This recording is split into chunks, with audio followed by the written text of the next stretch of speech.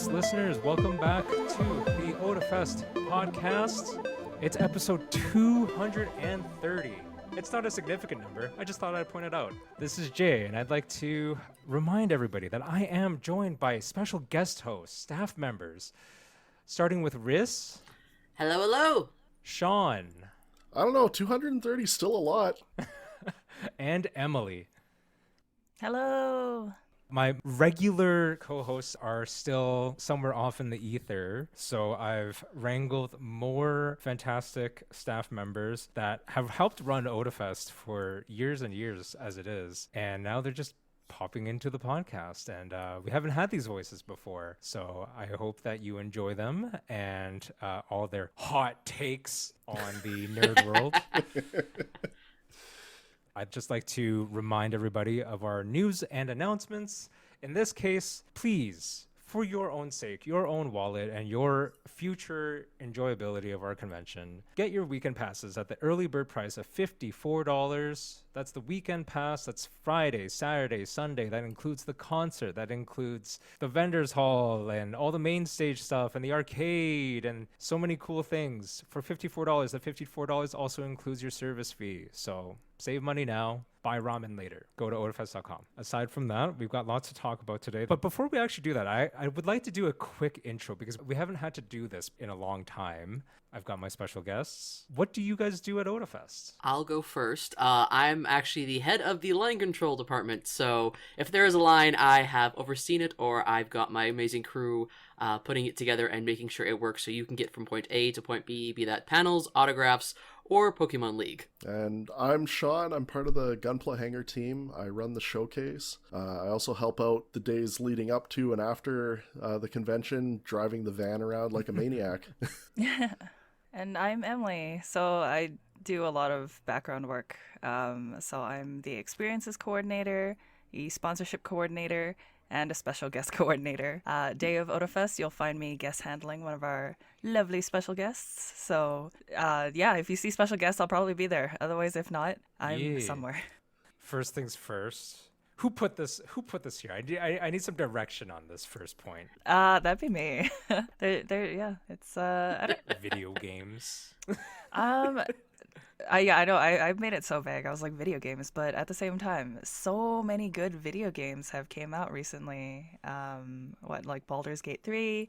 I think Starfield was another one that was really popular. This was an insane year for video games. This is one of the most stacked years in video games that I can think of, and in different genres too. It wasn't just like I got 6 different variations of Grand Theft Auto or something like that. Literally so many categories. If you watch the video game awards, they're all gonna have like a huge front runner game because so many good games came out this year, and not even just AAA games. I mean, we started the year off with the Dead Space remake that had no right to be as good as it was. Oh yes, It was so good. I played the old one. There was They fixed so many of the problems with the original with the remake. That's what I heard, which is really nice because I remember there were certain points in the old game I got so motion sick just from how bad certain controls were. Yeah. And they fixed the big one that was kind of a thorn in my side with the original was those turret meteor defense mission part minigame thing. And it's completely gone. They got rid of it. You actually go outside the ship and you do it yourself, which is so much better. Oh, that's nice. Yeah, the quality of life changes are always nice. Yeah. Not every game has to win something or even be nominated at the Video Game Awards to be great. Or just like, or an anticipated game. Like there's anticipated games that were huge. There was like Hogwarts Legacy. You know, even throw away the drama around it, people really were looking forward to it, right? And you had Tears of the Kingdom. That was huge. I heard the Resident Evil 4 remake was amazing. There is... Can confirm. And like you said, there's Starfield, there's Baldur's Gate, and there's still games coming out. But there's also like Street Fighter 6, so that's like, you know, it covers the fighting genre. Armored Core 6 is out. I'm excited to play that in a couple of weeks while I'm recovering from my hernia surgery. That'll be good. And Final Fantasy 16 and Pikmin 4 and Super Mario Wonder. Like literally this year has been just like all the major franchises and like new IPs and everything, they all just woke up at the same time. And I haven't even mentioned like there's Mortal Kombat 1, which is like, I'm not even a Mortal Kombat fan, but I know the people in that space super looking forward to it, and it, like, you know, it paid off really well. There's Assassin's Creed Mirage, which I think just came out. Spider-Man 2, that's still coming out this month. I didn't mention Sea of Stars, which is like back to a classic sort of JRPG experience. And that's more of an indie take, but like people loved it. It's been nuts. Paleo Pines. Yeah, I still got to play that one.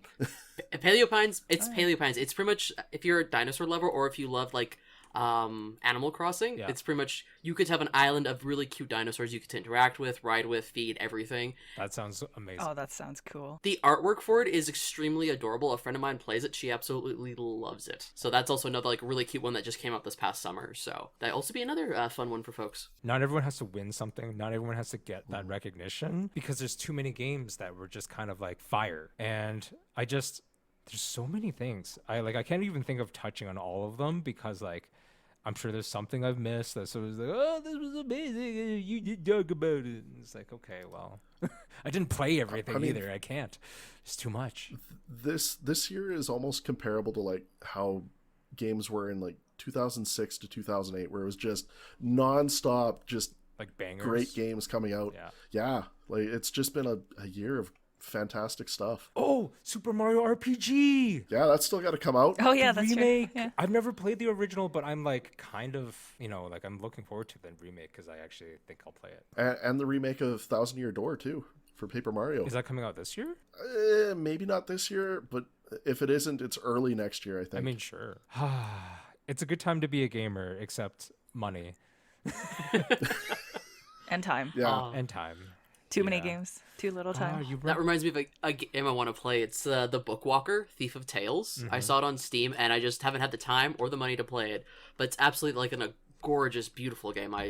I'm bad for like aesthetics. It's like, oh, I'll play the game. Why not? It looks really pretty, and the story is pretty cool from what the synopsis is. So, but you know, completely agree with Emily. There's just time and money and too many games.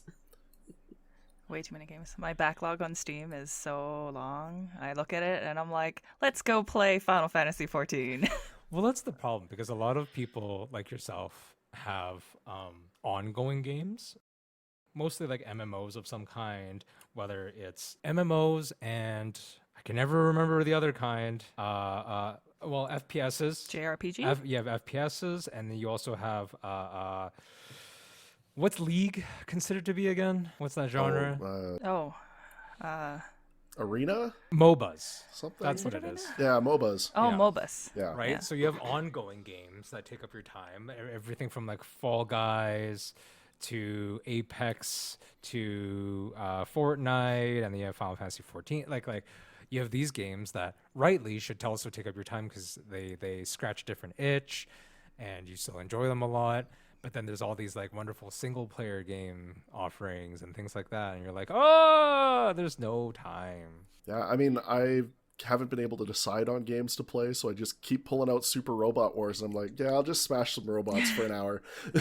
I still have like an ongoing campaign on Divinity Original Sin 2. I didn't get Baldur's Gate yet because I'm like, I need to beat Div first. I have, I still should probably beat Horizon Zero Dawn.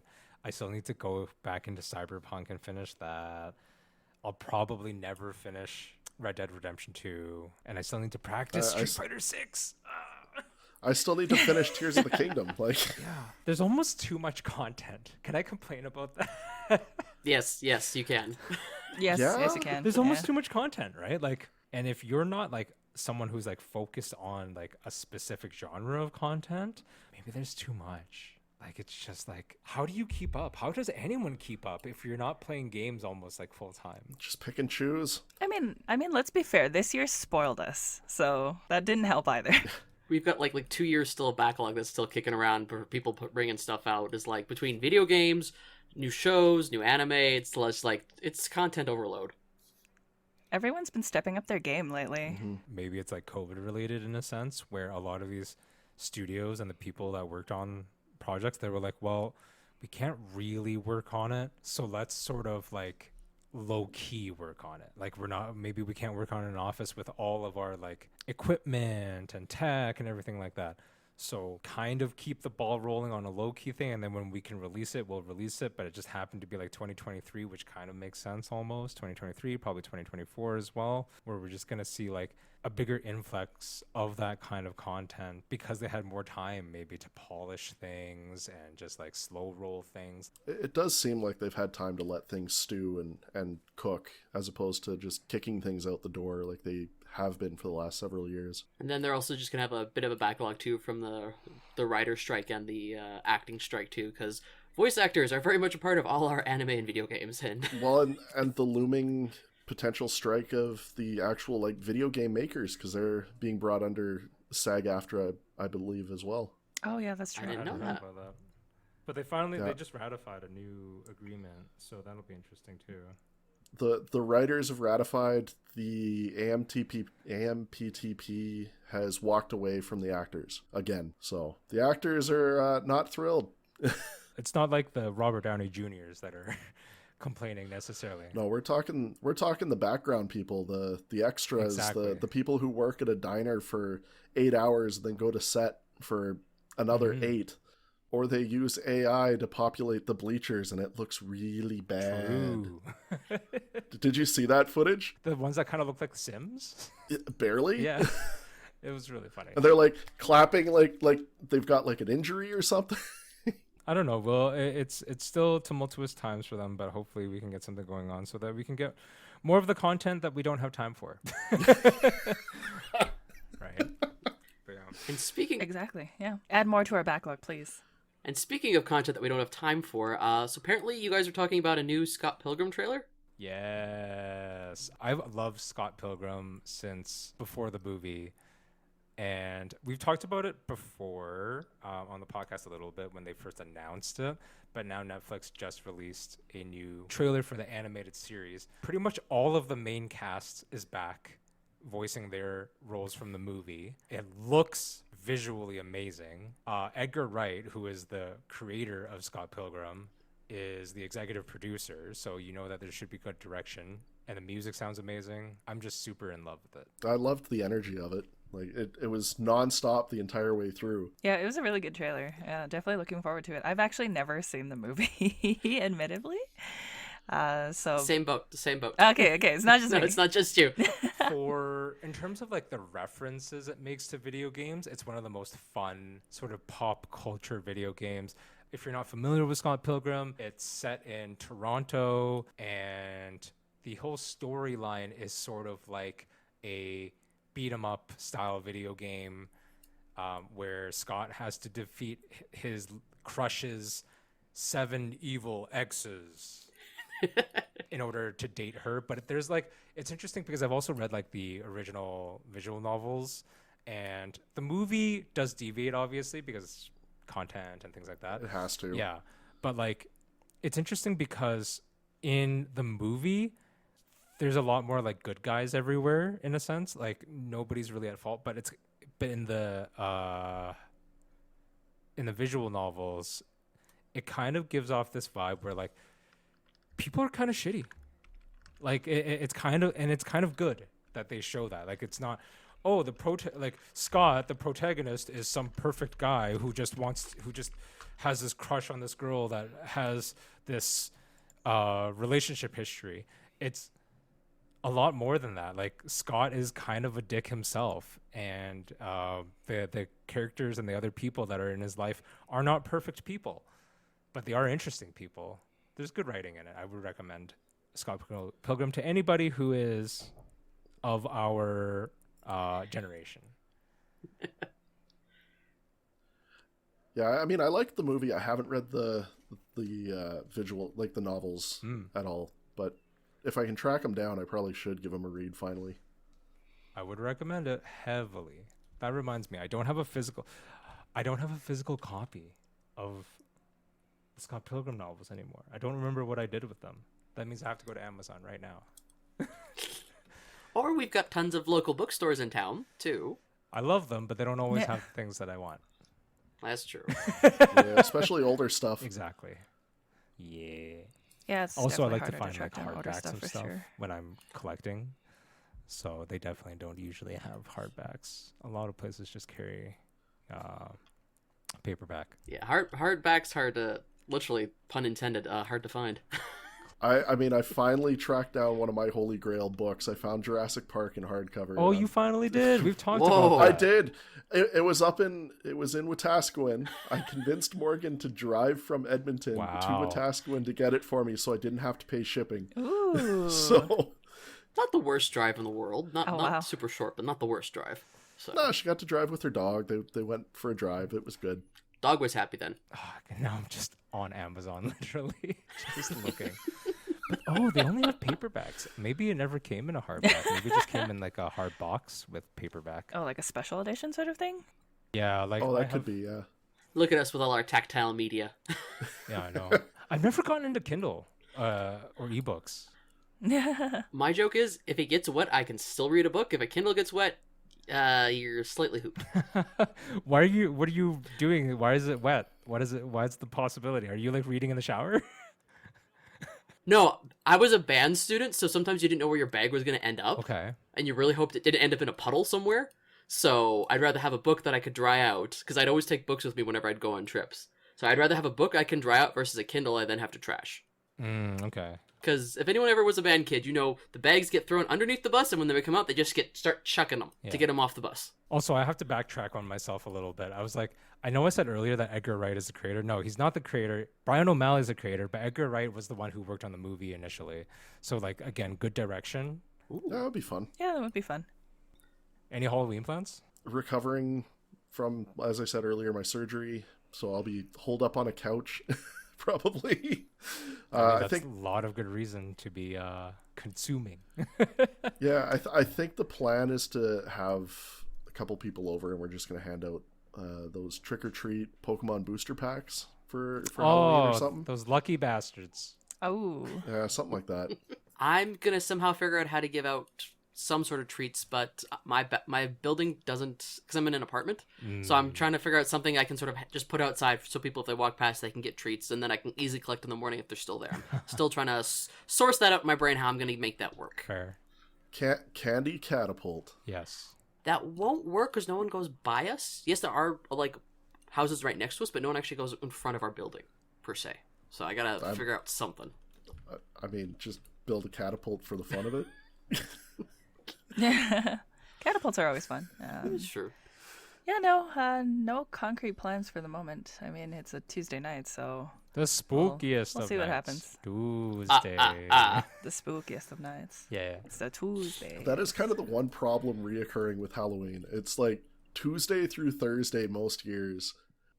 And it doesn't line up with like weekends or anything like that. I guess. It just depends on how much you want to do or what you want to do. Like, I'm happy giving out candy or just doing a movie night. I think prior to, like, maybe on the weekend, like Saturday or Sunday, I might be going to like Rocky Horror Picture Show. Oh, Which that's is one of awesome. my favorite things. Ooh. Yeah, it's super fun.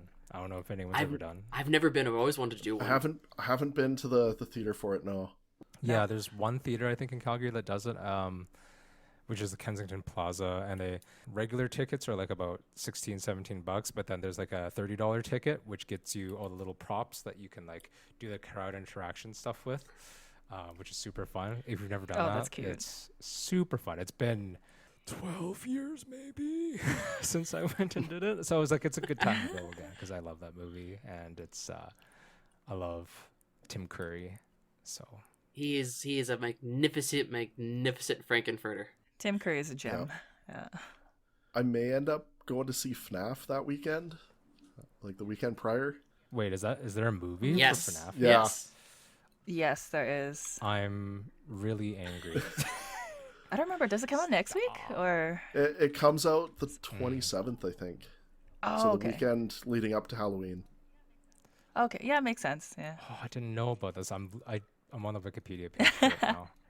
I think they do have a couple of trailers. Definitely worth checking out if you like the series. I've decided that the movie should just be from the viewpoint of the first game, where you're just sitting in the office chair, closing doors and checking cameras. That's the entire movie. I've actually never played Five Nights at Freddy's. I've only ever seen like reaction videos to it, and it's like, maybe not the kind of game for me. But I will watch the reactions because that makes me laugh. I find the world intriguing. That's kind of what draws me into it. I've never played any of the games, but like the background lore and stuff keeps pulling me in for some dumb reason. Yeah, the lore is actually quite interesting. Yeah, I've never played any of the games before because jump scare types aren't really my sort of thing. I'm really more atmospheric horror game girl. But yeah, the lore is fascinating, and like the more you read, the more you want to find out, and yeah, it's just amazing. Like the world building. I just throw on either a stream or YouTube of a Let's Play of any content really that might be interesting in the background while I'm working on stuff or browsing at other things. I don't know. I actually don't understand Five Nights lore. It's a haunted Chuck E. Cheese. And then and the backstory is like someone went crazy once and killed a kid. Am I wrong? I mean, that at a very surface level, yeah, but there's like every game adds more mysteries and less answers, and so it's just everything builds on itself. And I apologize for that doorbell. It's okay, don't worry about it. But yeah, like I'm not saying that it's not creepy or scary or whatever. I'm just saying like I don't get the lore part of it very much. Emily, you said that you like atmospheric horror, right? Would you play a game that has atmospheric horror? I've played the new Resident Evil 4. The new Dead Space is on my wish list. But I think we mentioned before, money and games are very expensive. Have you ever played Subnautica? I have not, but I've heard it's very good. I think that's an excellent atmospheric horror game. In that, I feel like atmospheric horror, the best kinds, you can't do much, and there's something out there to get you that you can only do so much against. That's how I feel about it, because I feel like if you can fight against it, that immediately pushes it into like an action horror type game. That's how I feel. Yeah, Subnautica I think is also first person. So unfortunately, I actually get motion sickness with first person games. So like I tried to play the original Amnesia Dark Descent. Oh, okay. Because obviously that is well. also one of those. Yeah, exactly. Yeah, it's one of those where you can't fight back or anything with a monster. So, yeah, and it definitely has great atmosphere. But yeah, unfortunately, it is first person, so I do get a bit motion sickness when I try to play it. So. That's fair. Yeah. I know a lot of people who have that as well. I mean, it just limits the kind of content, which is unfortunate. I don't know if there's settings to change that, like field of view settings or like view bobbing or motion blur that would help. I think they're starting, like games nowadays are starting to be a little more aware of these issues, because I know, for example, the Resident Evil 4 remake, they actually have a straight setting where you can toggle if you do have motion sickness. And then it automatically just adjusts all the graphic settings to help cope with that, which is really nice. That's very awesome. Mm-hmm. Accessibility is really becoming a thing with games. That's kind of nice. There's things with like subtitles are a big one. Color blindness is another. Epilepsy. They're putting epileptic warnings on stuff or allowing you to kind of subdue the flashing. Yeah.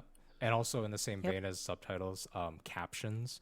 And those are two different things. Subtitles are for like actual verbal dialogue, but captions are things like if you have, for example, a bird, singing in the top left of the screen.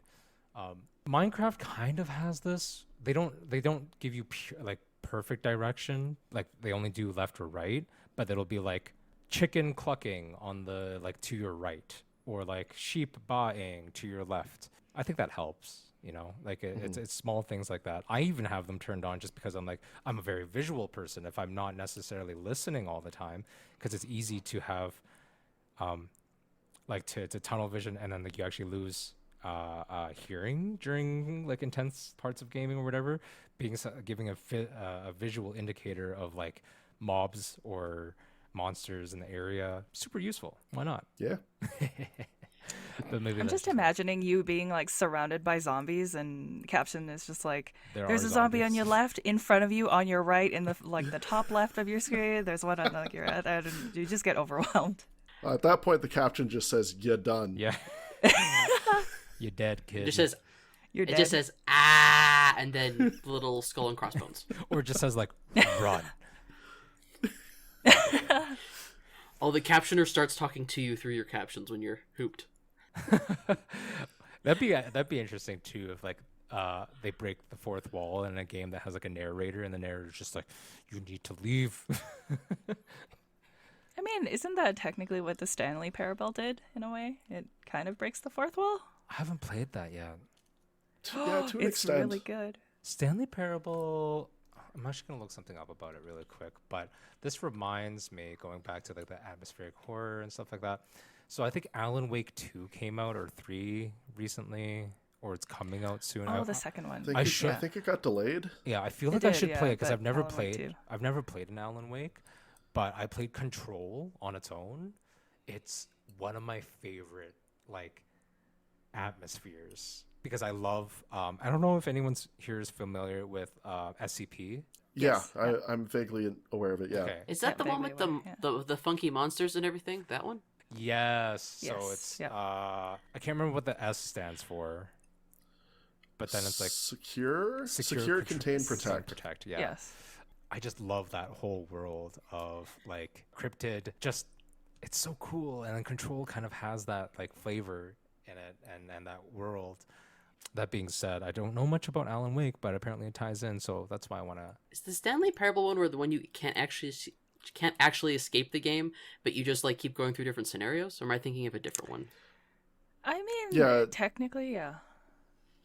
You play as Stanley, and there's always this narrator that is basically saying what Stanley is doing, and if you deviate from what the narrator says, different things happen. Like there are multiple endings you can take, and then it's just really funny hearing just the narrator commenting all the time, especially complaining when Stanley doesn't do the stuff that they were talking about. I like that. Yeah. Kind of. And it's in like this refined like British accent the entire time. So when he starts beaking you off, it's really funny. It's really funny. What is it about British accents where they just start like getting grumpy with us? We just find hilarious. What is it about British accents? It's the charm. They have the culture of dry humor. I just added Stanley Parable to my wish list. I'm like, oh, I'll grab it at some point. So something I learned about recently, because I'm not young and I'm not with the kids and the version of the creepy pastas and stuff like that. Have you guys heard of like the back rooms? Yes, I've heard of Escape the No. Backrooms. I've heard something about it, but I don't know much. So Backrooms is sort of like, I'm gonna call it like Gen Z's like creepypasta thing, where like we've been talking about these games that are kind of creepy and they sort of take place in these there's a term for it, liminal spaces.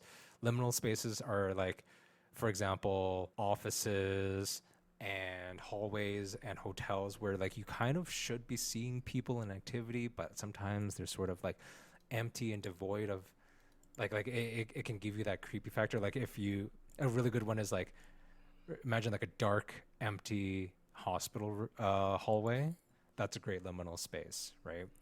And I think the back rooms kind of tap into that environment in their games. I haven't really looked into the games part of it. I know that there is like, there's just lore, and then there is a game or two about the back rooms. It's also on my Steam wish list for any listeners who would like to buy me some games. No, that I don't have time to play. I thought it was interesting. I mean, I'm always down for, again, that atmospheric horror. I prefer it much to jump scares, like Emily was saying, or gore. I don't care for gore. Like I don't get scared by it. I just don't care. Like I literally makes me feel nothing. I'm like, oh great, there's some blood, ooh, there's some entrails. Wow. Oh, that guy jumped out of a box. Ooh, not scared. So, but yeah, I don't know much enough about the back rooms to give much more content, unfortunately, but I think they're pretty cool as a concept from what I've read so far. Escape the back rooms. Oh, but it's like VR. I don't want VR. Get out of here. I think it also runs in a standard mode too for that one. Mm-hmm. Yeah. I just want to. Yeah, spoopy season. It's good to play some Yeah. spoopy games. Yeah, dig out the old monster movies and the scary games and Mm-hmm. All the cheesy movies too. Don't forget about that. oh yeah, thank you, Oh, yeah. Shudder. I don't know what is my favorite horror movie. Now that I think about it, my favorite Halloween movie is probably just Nightmare Before Christmas, but that's not a horror movie. Or I mean, I think it would count as a horror movie when you were younger, if you watched it, because Yeah, they have some pretty baby's creepy. first No, horror. because Really? my favorite movie growing up as a child, when other people would be like, I liked Aladdin and Lion King, my favorite movie was RoboCop. If you've ever seen the original RoboCop, it's a messed up terrifying. movie. Oh my gosh! It's a messed up movie. Tells you a lot about me. I've stated this on the podcast before. People are like, "Oh, this is not right," and I'm like, "They had I'd buy that for $1. exactly." I found Coraline more scary than Nightmare Before Christmas. Coraline was terrifying. Never seen that one. Oh, okay. It's like this. It's the same stop motion animation. Yeah, It's yeah. beautiful, but it's like it has that creep factor. Just they turned it up, and still it's a children's does. story. But they just It like is they a took children's story. Yeah. they just turned it up more. Just because I think it's the buttons. I think it's the buttons that really got me at the end of it, and just how creepy the other mother is in that whole film. But once you realize it, it's like I'll take a look at it. I'll watch it sometime. I think I like stop motion movies. I like obviously Nightmare Before Christmas. I like Kubo and the Two Strings. There's a lot of great stop motion style movies out there, so I'll watch Coraline. it is a good watch. I will say that it's a good watch any time of the year, but also it's like it's a really nice, fun like Halloween sort of creepy-ish style as well. So Well, Halloween is coming up, but the episode has to end at some point so that Sean can go get his hernia surgery, and then he can consume all the things that he has on his backlog while he's on his couch. So Yeah. in the meantime, we'll cut it off here. Thank you so much for listening. Thank you, Sean, Emily, Riz, for joining me. I really appreciate your time. And thank you, dear listeners. And we'll catch you next week. Goodbye now. bye. Bye, everybody.